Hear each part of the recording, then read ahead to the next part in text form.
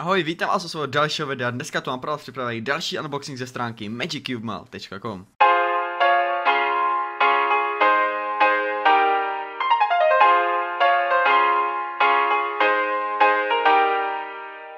V tomto unboxingu máme 4 velmi zajímavé kostky a vrhneme se hnedka na tu první z nich, takže ostatní si posuneme na stranu. A první kostka, která nás teď bude zajímat, je Chi-Ching S7x7. Tato kostka má takhle hezkou krabičku, ale ta nás samozřejmě nezajímá, je v ní i návod, takže kdybyste to neuměli složit, tak to nevadí. A tohle je ve finále ta kostka, je od firmy Chi a její specialitou je, že to nejlevnější kostka 7x7 na trhu stojí tuším 15 nebo 20 dolarů, to se ještě musím podívat, ale link na koupení všech těchto kostek, zase včetně téhle, budete mít v popisku videa, takže se na to můžete podívat rovnou už teď. A tahle kostka, což jsem tak koukal, by měla být velmi kvalitní na tu cenu, která je velmi levná. A můžeme si všimnout, že má zase takový matný povrch dílku, není to ten klasický lesklý, který můžeme vidět například zde u Scubu. Vidíte, že to je trochu jiný, že tohle se leskne a tohle ne. Takže tady je to porovnání mezi normálním a tímhle povrchem, ale samozřejmě ten povrch si myslím, že je vytvořený proto, aby to bylo levnější, ale to samozřejmě vůbec nevadí, mně se ten povrch celkem líbí. I barvy to má hezké, takové světlejší, tohle je spíš do růžova než do červena a všechno je to takové vybledlejší, ale je to celkem hezký. A podíváme se na už první tahy. A je to takové, jaké byste to od levné kostky čekali, není promazaná a otáčí se to celkem špatně, ale vůbec mi to nepřipadá, jako kdyby to měla být nějaká levná kostka. Moje jediná 7x7 kostka je zatím Moju Aofu a řekl bych, že tohle se s ní zatím dá i docela dobře srovnávat. Protože, no, tam ta kostka je asi lepší, ale je pravda, že i tohle, na to, že to je levná kostka, tak se s tím dá otáčet poměrně rychle. Corner cutting to asi zase žádný mít nebude, budou tam následovat lockupy, nebo malý corner cutting, vidíte, že to je takhle velký. Ale to je u 7x7 kostek celkem normální a tenhle corner cutting je docela velký. Takže zatím ta kostka nejpadá, jako kdyby byla nějaká levnější, zatím to vypadá jako plnohodnotná kostka 7x7. Aspoň z prvních nějakých dojmů. Není samozřejmě promazaná, takže je hrozně suchá a pomalá a to mi trochu vadí. Ale to se naštěstí dá během, nebo pomocí trochu nějakého maziva spravit.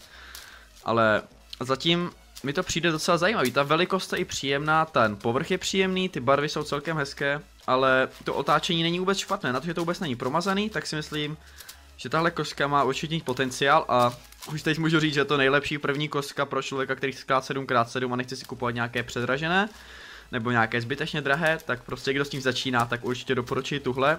Sice ji ještě nemám úplně vyzkoušenou, ale už si můžete všimnout, že prostě ta kostka není vůbec špatná a dá se s ní úplně plnohodnotně skládat, když nejste nějak extra rychlí a to já určitě nejsem, takže podle mě pro mě by tahle kostka dostatečně stačila a je asi to utažení není vůbec špatný, to je podle mě taky docela ideální, abych to asi nějak neměnil a samozřejmě já nejsem nějak extra dobrý skládač 7x7 kostek, takže mi to i trochu zasekává, ale to je taky tím, že to není promazaný.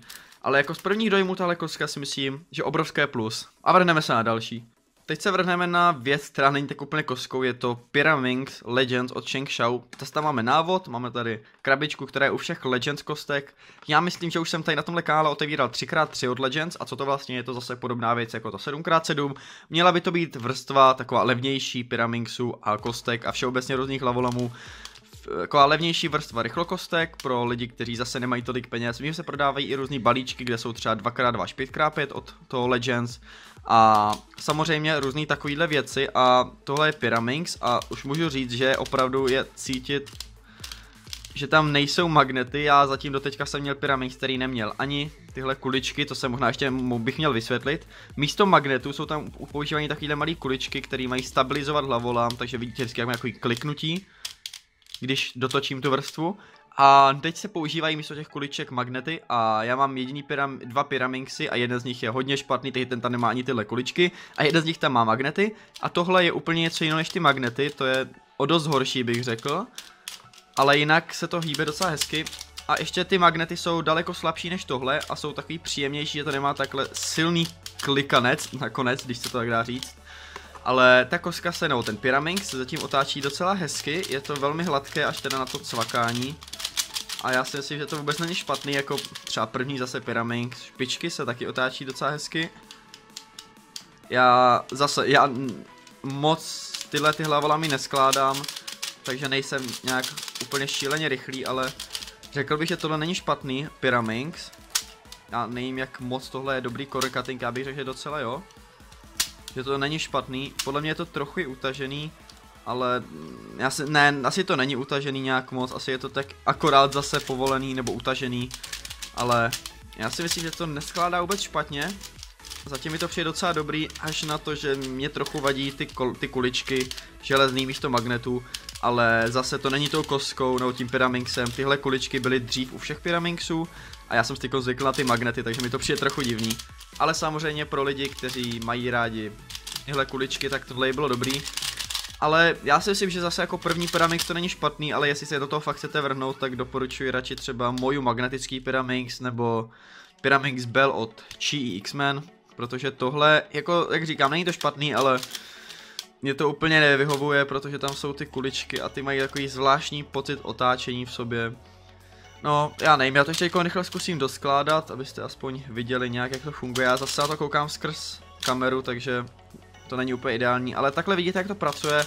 Otáčení až na ty klikance je hladký a já si myslím, že to vůbec není špatný Pyraminx, ale zase pro mě je lepší ten magnetický, takže jako první kostka určitě doporučuji, ale pro pokročilé lidi tohle asi není úplně ideální. Vrhneme se na další kostku. Další kostkou je Moju 6x6 Weishi GTS a tohle kostka je velmi zajímavá. Nejhlavnější asi způsob jejího použití byl tak před pár měsíci až před půl rokem, kdy se porovnávala tahle kostka s Chi Wuhua. Byly to dvě nejlepší 6x6 na trhu, teď už tomu tak není, teď vyšla Aoshi GTS a k tomu Wuhua verze 2, takže tohle už jsou trochu zastaralé kostky, ale myslím, že se furt dají nějak používat. Teď se rychle vyzkouším nějaký první tahy, jak dobrá tahle kostka je. A zase stejný problém jako u té 7x7. Tahle kostka je strašně suchá. Já nevím, jestli jste slyšet nějak, nebo... Ale tohle je hrozný. Tam není vůbec žádný mazivo, aspoň si myslím. Ne, vypadá to, že tam nic není. Nic tam necítím, takže tohle bude určitě potřeba promazat. Ale... No já nevím, jakože by tohle byla nějak extra dobrá kostka, jsem hnedka takhle za začátku nezdá. Ale... Já si myslím, že to je zase... že se musí nastavit různě a promazat. Ale zatím, no nevím, ten corner cutting zase není vůbec špatný, když se podíváte, tak takhle zvládne jeden celý dílek a trochu moc to vypadává. Takže třeba je to moc povolený, nebo co já vím, zatím s tím nemám moc zkušenosti. Ale zatím se to neotáčí nějak extra špatně, ale zase na top kvalitní 6x6 kostku to úplně není, to ta Chi Wuhua je daleko lepší. Vidíte, zase mi to zasekává, takže já nevím. Na tohle si myslím, že bych docela rád udělal recenzi, protože to i mě zajímalo a hlavně to by možná mohlo zajímat vás, jaká z těch kostek je lepší, jestli tahle nebo ta Chi Wuhua, na to už jsem recenzi udělal a mně se zatím zdá teda jasně lepší, i z toho první dojmu a tak, protože tohle je hrozný, ale já, jak říkám, zase to může být tím, že to není promazaný, ale to všechno přijde až potom, zatím to nemůžu nějak s jistotou říct, takže uvidíme.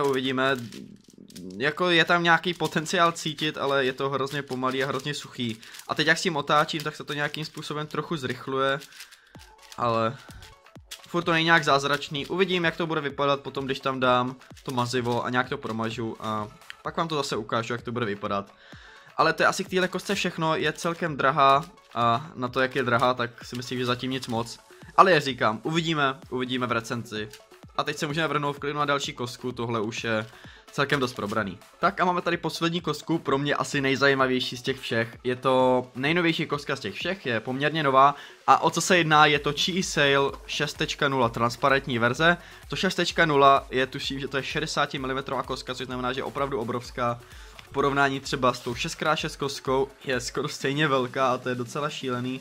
Já tady ještě můžu porovnat s 3x3 kostkou. Vidíte, že to je o hodně větší, nebo jako z jakého principu se na to podíváte, ale vidíte, že ta strana je o docela dost větší, takový schod tam je.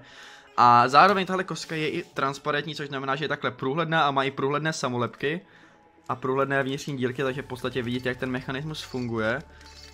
A fuj, slyšíte ten zvuk, to si myslím, že není úplně dobrý pro tu kostku, takže tuhle stranu asi radši nechám být. To se děje většinou, když ta kostka není moc promazaná, nebo když tenhle já to nebudu sundávat, ale když ten střed není promazaný, když to jádro není promazané, jak to dělá tyhle zvuky, teď to radši nebudu dělat. Ale já jsem v životě neměl Chi Sail normální kostku v ruce a já vím, že tohle je v podstatě stejná verze, akorát, že je průhledná. Ale z prvních tahů si myslím, že je to hodně dobrý. Je hrozně hladká a tím, jak je obrovská, tak tomu dává takový příjemný pocit z toho otáčení. Rozhodně to není žádná top speedcuberská kostka, ale zase tohle měla být jedna z těch levnějších, teda ne tahle, ale ta normální. Já se teď pokusím nehledět na to, jak je ta kostka průhledná, i když to se mi hrozně líbí, právě kvůli tomu jsem se na ní tak těšil, ne vlastně kvůli té celkové kostce, ale kvůli tomu, jak vypadá. A vypadá zatím velmi pěkně a otáčí se i hezky, asi nejsem jistý, jestli je promazaná, přijde mi jako by byla, ale takový zvláštní pocit, ona není promazaná. A to je docela divný, protože když s ní otáčím, tak mi přijde, jako kdyby promazaná byla. Takže já nevím, ale ten pocit otáčení je fakt super, je to velmi hladký a tím, jak je velká, tak to je ještě trochu příjemnější. A já vím, že se prodávají i v menší verze, něco jako 5.0 nebo 5.5, něco takového, i menší verze, ale já si myslím, že tahle kostka je zajímavá hlavně tím, jak je velká. A určitě, jestli si chcete koupit fakt nějakou kuriózní kostku nebo něco fakt hezkého, tak tohle doporučuji, zatím se to otáčí velmi pěkně. A opravdu nikde nevidím, že by byla nějaká... A co to je? Tady je díra v tom. Aha. Tak tady je v rohu díra. Já se podívám, jenom to zkusím rozebrat. Tady se budete podívat rychle na mechanismus, je to opravdu průhledný. Ale tady v tomhle rohu, já nevím, jestli mi to jenom zdá, já doufám, že ne. No, tady je prostě díra, tady chybí dílek. Aha, tak to je docela špatný, já doufám, že to není u ostatních rohů. Takže tady prostě v jednom rohu úplně chybí kus dílku, vidíte, tady je prostě díra. A já snad upřímně doufám, že takhle to být nemá. Tohle je docela dobrý vědět asi, jestli to budete kupovat, tak bacha na tohle, já nevím, jestli to je u všech, nebo jestli to je jenom u mýho, ale snad to je jenom u mýho, ale jako každopádně to není vůbec dobrý, takže když tam je díra, tak to asi trochu zhoršuje tu kvalitu a já nevím, možná je to rozbitý, možná je to naschvál, možná je tam z nějakého důvodu, tam třeba chybí, ale to snad ne. Ale až na tenhle trochu drobný problém je ta kostka velmi dobrá a fakt se mi zatím líbí z těch prvních dojmů, teda až zase na tu díru v rohu, která tam být nemá. Takže já si myslím, že tahle kostka, určitě jestli chcete koupit nějakou zajímavou kostku, tak tuhle. Otáčí se velmi pěkně i bez promazání a co teprve po nastavení. Já si myslím, že tohle mohla být fakt top kostka. Nebo top kostka mohla by být velmi dobrá za to, jak je levná. Stojí jen pár dolarů, je to jedna z těch levnějších. A je teda od firmy Chi, ale mně se ty samolepky a ten celkový povrch té kostky velmi líbí.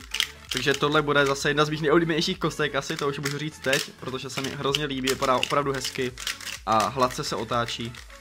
Takže to je zase všechno, co o ní asi můžu říct. V prvních dojmech velmi mi připadá kvalitní, ještě se podíváme na core cutting nějaký, ten je ku podivu docela malý, já jsem očekal větší, protože i s takhle malým core cuttingem se s ní provádí algoritmy velmi rychle a já si myslím, že to vůbec není špatná kostka, i když ten corner cutting to trochu kazí a to díra v rohu teda taky, ale jinak já si myslím, že tahle kostka vůbec není špatná a může být i, já si myslím, že docela i pro pokročilý skládače, ale rozhodně ne tady ta velká verze, protože ty menší, ty budou samozřejmě příjemnější do ruky na skládání, rychle, ale na takové rekreační skládání, když budete jen tak někde chtít skládat, ani ne na čas, tak si myslím, že tahle velikost je úplně ideální, protože si zase je to změna oproti ostatním kostkám a třeba si odpočinete a bude vás se jí zbavit. Já nevím, to už záleží na vás. Ale každopádně tohle je průhlední Chi Sail 6.0. Tak a tohle jsou teda všechny kostky tohle unboxingu, já doufám, že se vám všechny líbily, odkazy na ně budete mít v popisku videa, na všechny 4 a já doufám, že se vám tohle video líbilo, určitě nezapomeňte dát like nebo odebírat můj kanál, jestli chcete vidět další podobná videa tomuhle